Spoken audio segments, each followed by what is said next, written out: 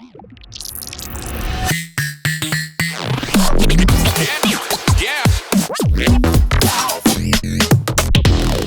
guys, Slynk here with another video, and a couple of weeks ago I released a new album on YouTube, and some of you guys were like, hell yeah, free album, free download, this is awesome. Some of you guys were like, what the hell, how come I can't listen to it on Spotify or iTunes or Bandcamp or whatever? So I thought it was about time I kind of told the story about the album, you know, like what is the deal with the album? How come it's only released on YouTube and stuff like that? I also thought maybe let's open up one of the projects and we can have a look at what I did to create this song. By the way, my sister works for Half Brick Studios. You know the guys that do Fruit Ninja? Yes, I got a free t-shirt when I went and visited her. Hey Jade. All right, let's get into it. If you watch my Nimbus school mentor session, you probably saw the section about how I organize my inbox so that certain things would just go into different folders and get out of my face, and that kind of leaves room for the important things to be at the top of my inbox. Well, this album is a prime example of why this kind of organization is really important. So at the end of August last year, I got an email from someone saying, yeah, we're looking for someone to create some original music for this audio library. And I was like, yeah, I've got emails like that before. And it's usually a YouTube channel and they're kind of curating music for their library, you know, something like no copyright sounds or something like that. And I usually ignore those emails.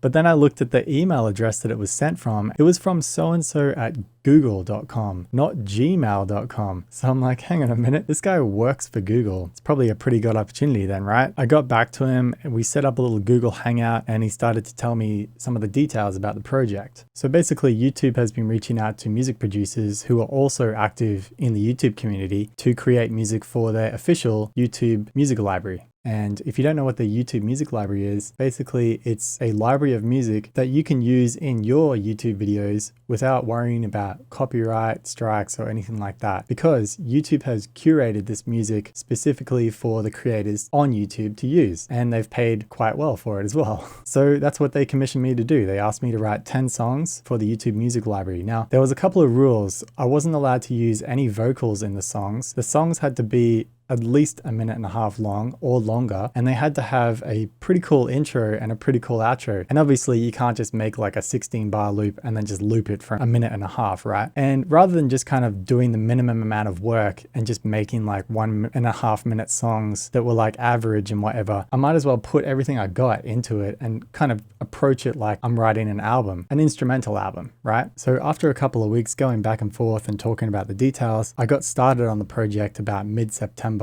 And they asked me when I think I would be finished. And I knew I had this big tour coming up in Australia starting at the beginning of December and going for like 1.5 months. So I really wanted to finish the project before then, because I didn't want to go on a long tour and then come back and try and get back into writing music, you know? So I really only had about 2.5 months to write and master 10 songs. That's 10 weeks. That's one song a week. It was crazy hard work. So the first thing I did was kind of collected my ideas. I'm always writing music every day, and some of those ideas don't make it into full songs, but I always save the ideas into a folder I call song ideas, right? And I kind of tag them with the BPM and I give it like a rough title or description. So I started cruising through those projects and picking out my favorite ones. I also started a couple of new projects and just really worked my ass off. So the album's been up for a couple of weeks now, and it seems like the most popular song is Membrane. So let's open up the project and take a look at how I wrote that song. All right, here we are in the project. It's a little cleaner than it was before because I actually went in and tidied things up a little bit. I mean, I was under some time constraints, so my naming and colorizing and stuff like that was a little bit lazy. You know how you clean your house up before you have friends over? It's kind of like that. The whole idea for this song really started with this channel here called Main Harmor. I'll just solo it and play it for you.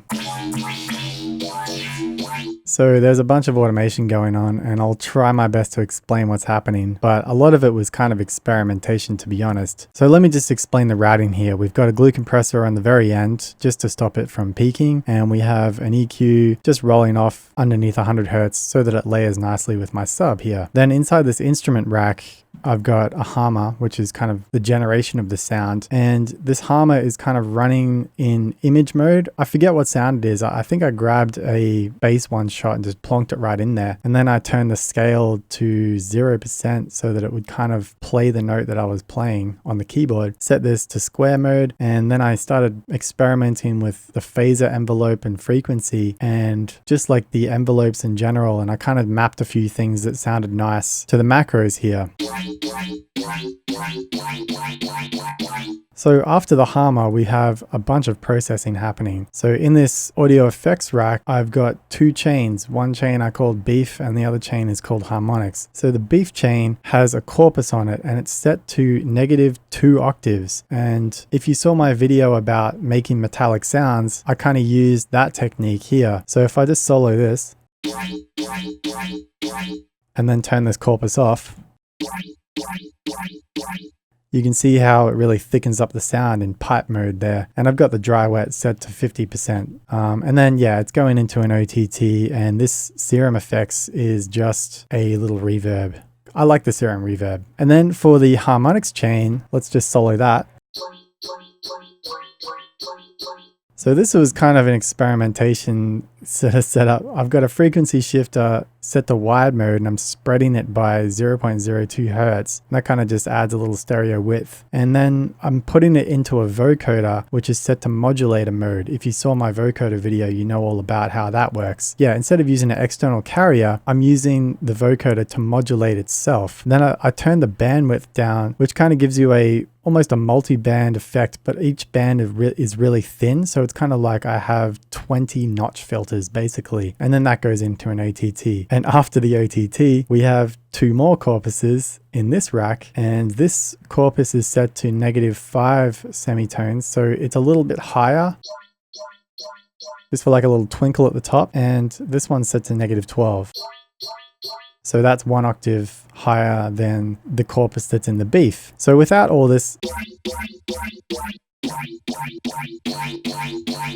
sounds pretty fat. So after I created this main Harmor channel, I wanted to add another channel to kind of change things up. So I duplicated it and created this channel here. And this is much the same. It has basically the same processing. You got the beef here and the harmonics there. Same deal, except I didn't name it. But inside of Harmor, you can see that I've changed the audio file that Harmor has resynthesized. And this sample is some kind of big, long neuro bass sound that I made. I wonder if I can find it actually.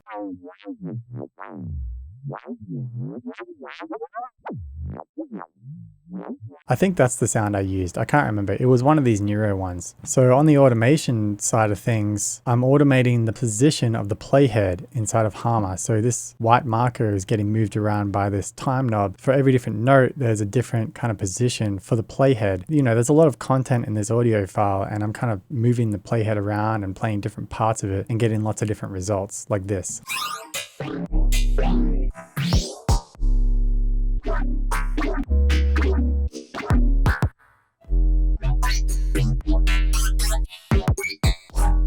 And it's a really nice kind of call and response to the original Harmor channel that I made. After that, I felt like the bass still kind of felt a little bit empty. So I started chopping up some samples and throwing them in between these other samples. So in the bass chops kind of channel, there's a bunch of extra little chops here. And as you can see, there was a lot of trial and error involved, and I'm activating and deactivating clips just to see what sounds good where. Once I found a loop that kind of worked, I would copy and paste it to the next chunk and then change a few things up. You can see this section over here is a lot different to the section before. But let's just go through and check out what all these channels have on them. Yeah, so these little guys are samples from the Dark Funk Serum preset pack that I did a review for a while ago. At some point, I loaded up every single Serum preset and then just played an E note and recorded it.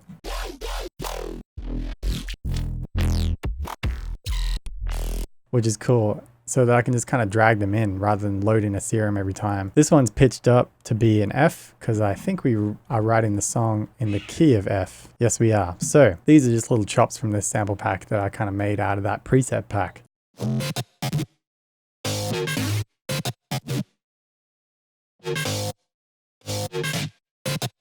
We've got another bass chops channel here. This one's just called Basses. I don't know where I got that from, but it's not really a bass sound. It's more of a air can, like a psh.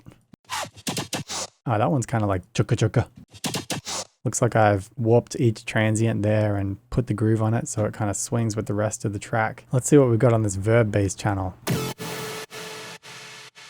Yeah, that one's really cool. Looks like I created some kind of sound in Serum and then added a really long reverb to it to just like pulse over the top of everything. We got our wob wob channel. Yeah, it looks like we've got another harmonic with the same kind of corpus trick, which is sort of the theme of the song. And there's a Serum underneath as well, which just has a simple square saw to kind of thicken up the sound. And add like some extra harmonics there. You can barely hear that. It's probably not even really needed, but you know, during the experimentation and creating of the sound, I thought that might have been a good idea at the time. I'm not really sure what's going on here. Oh, this is how I achieved that tremolo kind of effect, the vub vub vub vub. I basically just have a utility with a gain knob getting automated by a shaper at a rate of, 1/12. A sine wave didn't really work, so I sort of shaped it like, I guess, a saw, but with a bit of an attack, and it sounded pretty good like that. And there's a little reverb on there and a glue compressor, of course, just to make sure it's not peaking. This sound here is yet another harmonic with yet another sample that I dragged in there, completely different from the other ones. I forget which sample I used. I would have just been tossing samples in to see what happens. The same corpus trick, which is the theme of the song, and it looks like I've just copied and pasted this channel down to here and just turned off. Oh no, that's been automated at some point to turn on. Oh, okay. It's turning on. Oh, I see. That's pretty sweet. I'm kind of remembering how I did all this now. So this rack turns on and then the shaper gets activated. But here's where a lot of the other details come in. So the first drop is kind of a basic sort of drop.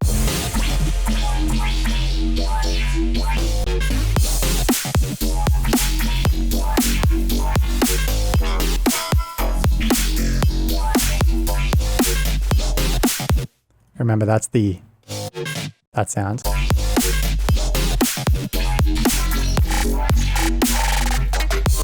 So this is that. And then over here in this section,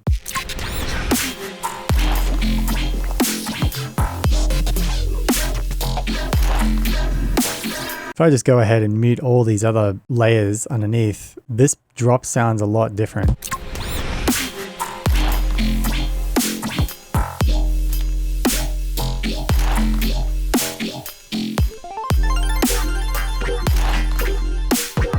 So all the details really come in with these other channels. So there's a couple of other stuff from the previous drop in here as well, which I would have just copied and pasted over and adjusted the timings of slightly. But then I added a bunch of other chops here. So this layer here seems to be a WAV file called wave arguments, but even more fucked up. And this audio file I made using a sample that one of the guys in my Discord server dropped.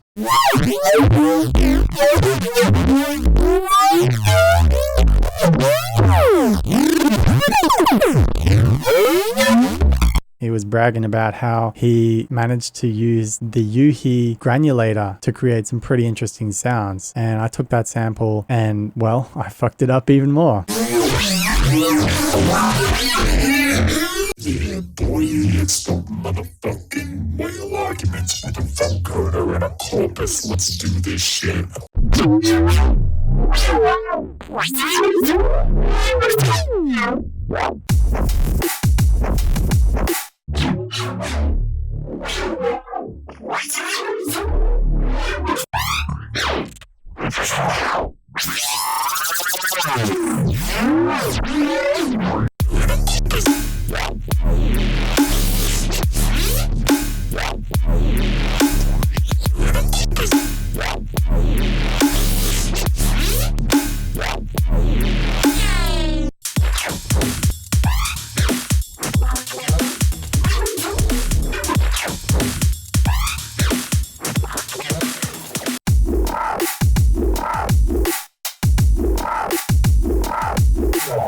And they're just like really messed up sounds that I kind of chopped up. So let's listen to how I've chopped it up here. This channel here is also a bunch of whale arguments. So we'll listen to these two channels together.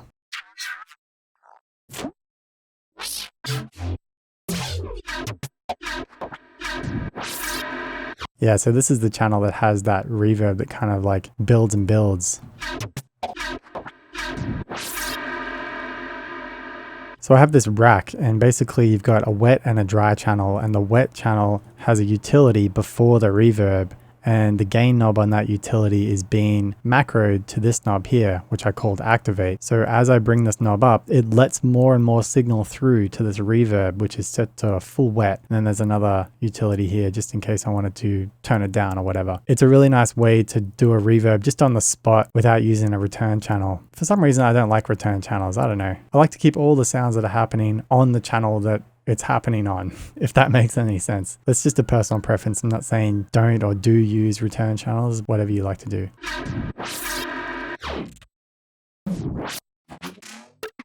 This one, for example, is just a little piece of this one sound that I've faded a lot. So if we bring the fade out, sounds like it's the end of a pretty cool bass sound there. And yeah, it was just a lot of trial and error, just cutting pieces up and moving them around and stuff. So after I layered those in, I thought it sounded pretty sweet.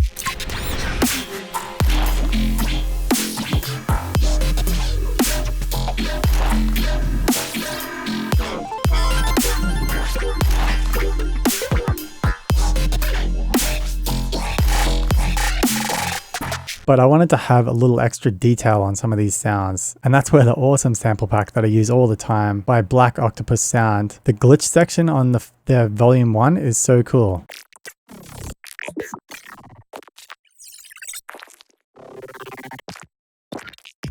Just lots of crunchy little cool details. And I dragged a couple of those samples in. Looks like I've used number 7 here.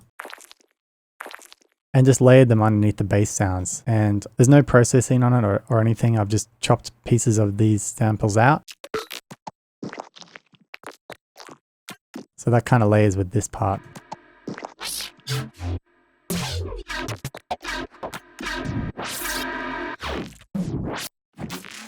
That's a pretty good example right there. Without this sample here, this sample just gives it like some texture, you know?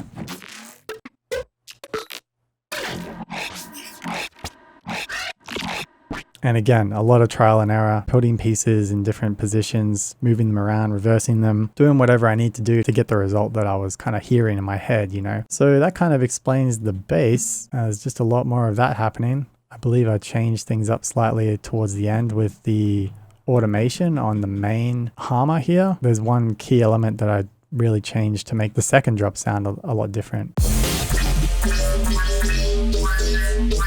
But I can't remember which one I can't remember which one I changed, but it sounds different, right? There's a lot of stuff going on these channels. So that's the bass explained. Let me get down to the sub bass. So this is just my standard sub bass. It's in my Essential Ableton toolbox. You can find it in the instruments section, sub bass. And I literally dragged that to here and then sidechained it, and that was the sub bass done.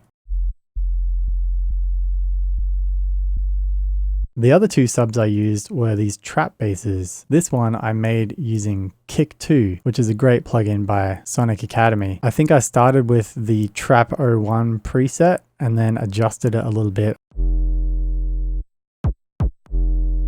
I added some more harmonics, so you got that nice ringing above the sub bass, you know? This plugin's awesome, especially for making kind of trap basses. This sub I made using Operator though, and it's a similar kind of trap sounding bass.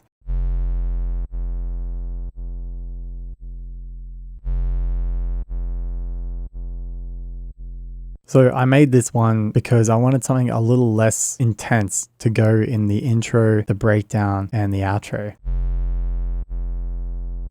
So I made this sound just by using a sine wave, just one oscillator, and it has a filter with an envelope on it. And the filter has a shaper, which I'm using the filter drive on. So it's adding a little bit of distortion. You can see I tried a few other different types of distortion here, but they weren't really working out for how I wanted it. I even threw a corpus on there just for laughs, but I turned them all off because it wasn't really working. Things like this are definitely worth saving in your user library, by the way. I actually have a bunch of these trap basses saved. So whenever I need one, I can just drag them in. And it looks like I already have this number 4 saved. Let me drag that in, see what it looks like. Is it the same? Not quite. Yeah, it looks like I took off that extra harmonic that I was experimenting with on this one. Let's talk about the instruments now. Because this song kind of had like a dark, epic, almost cinematic sort of feel, I thought some brass would work really well. And I have this awesome pack that I bought on the Ableton website called Project Sam Orchestral Ensemble Essentials. These are great. They sound a little bit better than the stock ones you get, like orchestral brass and stuff. This is like kind of a cheaper version. You don't have as many options and customizable abilities as you do with some of their contact libraries, but I think their contact libraries are like way more expensive. But this one did the job for me. So anyway, I dragged in some brass.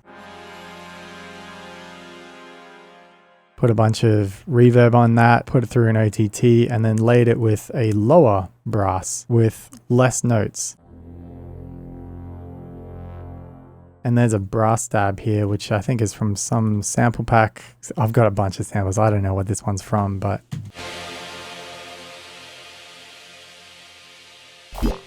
Actually, I think I looked that one up on Splice Sounds. I think I typed in like trap brass or something and downloaded this little stab here. All three of these layer pretty well together. Oh, we're not even done. I also layered a string ensemble, that's right. And it looks like I extended the strings out for the build up here. This Project Sam stuff sounds great. And then in the drop, I don't use the brass too much. I mostly use it in the breakdown, the intro, and the outro. But there is a couple of strings in here, and we've got some chord chops, which I made in Serum, I believe. Yeah, saw square, a little bit of unison, and a chorus effect through an OTT, and some extra reverb after the OTT with a Serum, and it sounds like this. Kind of like a little disco stab, you know? Bam. I got some guitars here from some sample pack for a little bit of funk, because I can't help myself. There's only 2 little funky bits in the whole track.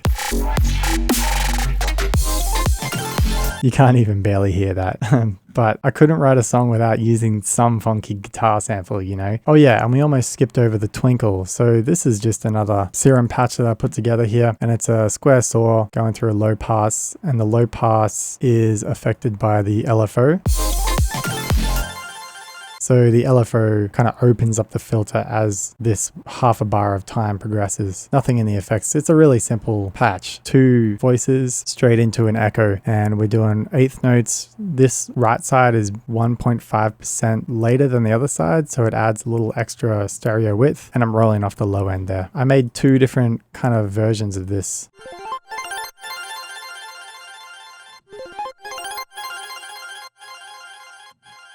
Yeah, they're just 30-second notes all running up the scale like that. Let's talk about some of these effects here. So this white noise channel is again something from my Essential Ableton Toolbox. You can buy it on my website. And it's just one of the risers in here. There's only 2 in there, but I used the white noise sweep and it works great. I just automate this knob here to sweep down, and that's pretty much it. Throw any note in there and it just sweeps down. There's also like a pumping effect, so it uses an auto pan with a reverse saw to sort of pump the volume. Over here we've got some kind of Foley sounds. Sounds like someone kind of rustling a bag and going bah. Little R2D2 sort of sound in there, little drill bit sound, and again some more Black Octopus sound glitch samples here. I think these ones are from the Volume 2 sample pack. It's really, really good. I couldn't recommend that sample pack more. So yeah, just a couple of extra little textures. What do we got in this channel? I think this is some kind of riser sound. Sucking in sort of sound. Another riser sound from the Black Octopus sound sample pack. This is what I was talking about with the auto pan. You invert a saw wave and then set the rate to quarter notes and you kind of get this pumping effect. It sounds like sidechain, but it isn't. And then I'm using a reverb there after my Haas polarity widener, which is also in my Essential Ableton toolbox. I use this stuff a lot, guys. I'm not just trying to sell it, but it is for sale on my website. Moving on to the drums. I always spend a long time making my drums. I always use Kick 2 for my kicks. It just sounds the best. And it looks like I started with the Net 2 preset and then sort of adjusted it a little bit. I think I went into the amplitude and shortened the sound so it was a really tight kick, you know. Really clicky. For the snare, I have a bunch of Somatics samples on my hard drive because a while ago I did like a couple videos for them and they gave me a bunch of their sample packs for free. A lot of the stuff I'm like, this is kind of basic stuff, but their snares in some of their packs are really great, especially this sample pack. So after all my processing, it's still a pretty decent snare. It's a good starting place anyway. So I used a frequency shifter to pitch it to the right pitch so that it was in key with the rest of my song. And then I'm EQing it a bit, bumping up this 300 Hz range and adding some extra highs. And I'm using the Alloy 2 from Isotope, which is a really old plugin now, to add a little transient shaping there. Glue compressor to compress it all down. A little reverb. I'm not sure what's going on with this. Oh yeah, I think I use it as like a space fart. Yeah, so it's like a huge reverb that I just put on the entire drum rack to kind of make that kick more like an explosion, you know? And there's a hat and a crash. Yeah, the crash has like a 70 millisecond fade in so that when I play the crash and the kick at the same time, the transient of the kick doesn't clash too much with the crash. Bit of a tongue twister. Because if you play them at the same time, you can't even tell that this crash is fading in because the transient on the kick is just so sharp, it fills in that sort of gap. Trap snare roll, and this is just very similar processing. You got an EQ8 frequency shifter, glue compressor, reverb, another glue compressor to go after the reverb for some reason, and then a sidechain. This is just a snare sample I got on Splice Sounds. I just typed in trap snare or something, found your typical sounding trap snare and just,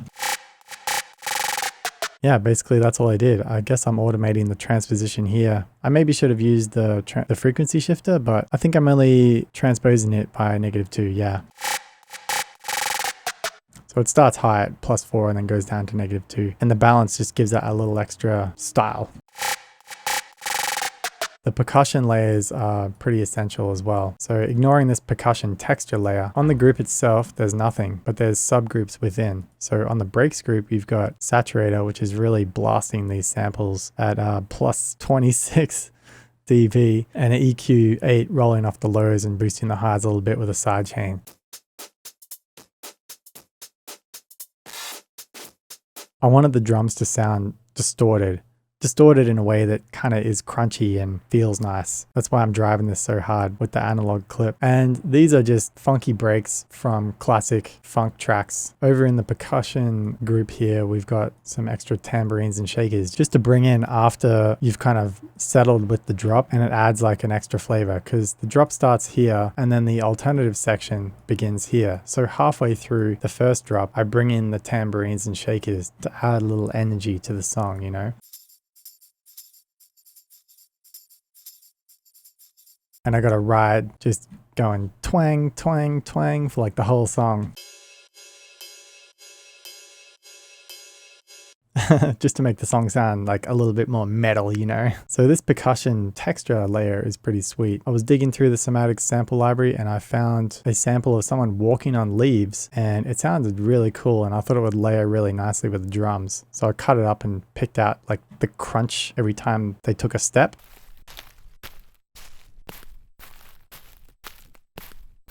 And it just adds like a little texture. Then we got this fills channel, and this has got a couple of different layers in it, which I use in different parts of the song.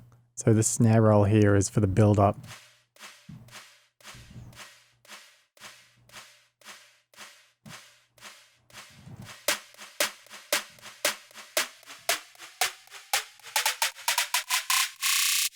I mapped the frequency knob to a macro on this effects rack and changed the range so it can only go from 0 to 1000 Hertz. And that just makes it easier to deal with when it comes to automation lanes. Because if you have a knob that has a really huge range and you're trying to automate a small range within that large range, you know, any fine adjustment with this automation lane is going to be tricky to just click and add in. So that's why I macroed it there. This tom rack here.